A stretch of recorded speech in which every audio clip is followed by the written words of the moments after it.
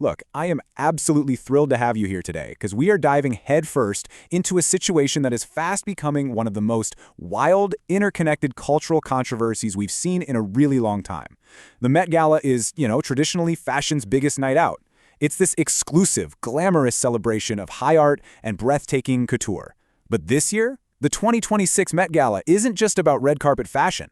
We're looking at a totally unprecedented collision of high fashion, extreme wealth, intense legal battles, and deep societal friction. So why all the chaos? I mean, the official theme is fashion is art. Sounds beautiful, right? Totally in line with the museum's history. But the real story, the one that's actually dominating the conversation, isn't happening on those iconic carpeted steps at all. Instead, it's playing out loudly in the streets of New York City and quietly inside some very expensive courtrooms. Okay, let's dive into this. Here is our roadmap. 1. Billionaire takeover. 2. Celebrity boycotts. 3. Housekeeper lawsuit. 4. Quest for clout. And 5. Worker backlash. Let's get to it. Section 1. The Billionaire Met Takeover. $10 million. Let that sink in for a second. That is the staggering sum Jeff Bezos and his fiancée Lauren Sanchez reportedly dropped to become the main sponsors of the 2026 Met Gala.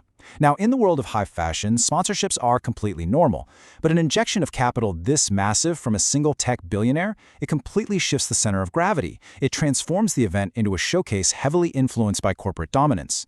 This isn't just a donation, it's a massive statement of ownership, and it's basically the catalyst for everything else we're going to talk about today. And you better believe that kind of heavy financial backing came with some serious perks. Joining the traditional titans of fashion, music, and sports, we're talking Anna Wintour, Beyoncé, Nicole Kidman, and Venus Williams, are Jeff Bezos and Lauren Sanchez. By securing these honorary co-chair titles, they've effectively bought their way to the absolute top of the fashion hierarchy for the night. Usually, a co-chair has deep historical roots in the industry, right? So inserting e-commerce and aerospace billionaires into that exact same tier has definitely ruffled more than a few feathers among the old guard. The tension is undeniable. Now, what's really interesting about this next part, Section 2, the celebrity boycotts. Let's look closely at one of the most glaring absences this year, Zendaya. Officially, she is undeniably booked and busy. She's been doing these grueling back-to-back global press tours for massive blockbusters like Dune 3 and The Odyssey. So that's the public stated reason. However, beneath that official line, there are swirling, persistent rumors that she's intentionally taking a moral stance. The Whisper Network strongly suggests she is boycotting the gala specifically because of the Amazon founder's sweeping financial involvement. That is a huge, high-stakes absence from one of fashion's most reliable icons. And get this, she is absolutely not alone. We are missing massive juggernauts this year. Meryl Streep, notably absent. Lady Gaga is reportedly skipping out too. And pop star Sabrina Carpenter was even spotted in a viral moment literally sprinting through New York City, actively dodging paparazzi cameras just to avoid being photographed anywhere near the event's orbit. For a rising star to actively avoid Met Gala exposure, that's practically unheard of. The sheer volume of missing star power is just unprecedented for what's supposed to be the undisputed pinnacle of the fashion calendar. Number 3. Kylie Jenner's housekeeper lawsuit. So, while the cameras flash on the East Coast, a very different kind of drama is unfolding out in California. The timeline here is complex, but it's highly revealing. In 2019, a housekeeper named Hannah was hired by Kylie Jenner's family. Fast forward to 2023, a different employee named Angelica filed a lawsuit regarding workplace conditions. Now, in 2026, practically on the eve of the Met Gala, Hannah has come forward with a brand new, extensive lawsuit of her own, echoing very similar claims to that 2023 filing. It establishes a pattern that's getting really hard for the public to ignore. And the scale of this new legal action is massive. Hannah is suing over 20 distinct causes of action. 20! In the legal world, bringing 20 separate claims in a single lawsuit points to a deeply fractured and allegedly toxic environment. This filing includes very serious allegations: race discrimination, systemic failure to pay wages, and severe ongoing harassment by a supervisor who allegedly mocked Hannah's immigration status and accent on a regular basis. This is way beyond a simple dispute over overtime. According to the lawsuit, the treatment was systemic and highly personal. Hannah claims that when she tried to maintain personal boundaries, she was told point-blank, "Nobody cares about your birthday." She alleges she was threatened with being fired if she didn't completely cancel her plans and stay late to work a dinner party specifically hosted by Jenner. It paints a really stark picture of the alleged power dynamics inside the home, where the demands of the celebrity employer just completely supersede the basic personal lives of the staff. Let's move to and see how this builds. The lawsuit details a highly specific, escalating incident. Hana claims she became so overwhelmed by the relentless harassment that she wrote a detailed grievance letter pleading for intervention. Desperate to make sure it was actually read, she says she placed this letter directly on Jenner's massage bed. But instead of getting help, Hana alleges she faced swift and immediate retaliation. She claims she was essentially snitched on to the very supervisor she was reporting, and as a punishment, Hana says she was banned from looking at or even smiling at her employer from that day forward. It's an incredibly dehumanizing detail that highlights the immense gulf between the glossy celebrity image and the alleged reality behind the scenes. Section 4. Kim's Quest for Clout.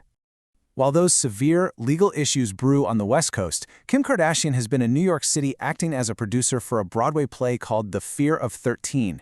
This is a heavy, dramatic documentary-style play about a man who spent 2 decades on death row. Deeply serious subject matter. But while Kim was on stage thanking the cast, industry critics have been buzzing.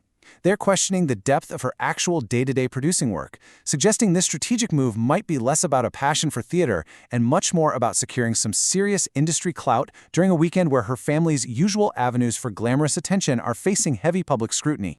And this creates a stark, fascinating duality, because while Kim is attempting to project artistic seriousness on Broadway, Kris Jenner was photographed later that exact same night arriving at an exclusive billionaire-hosted pre-party alongside media mogul David Geffen. It perfectly illustrates the competing interests of their weekend.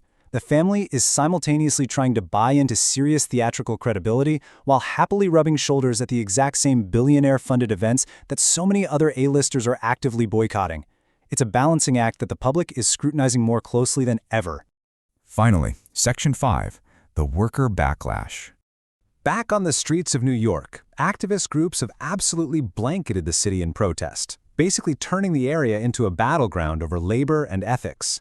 They've papered this city with aggressive boycott posters alleging Amazon's controversial ties to ICE.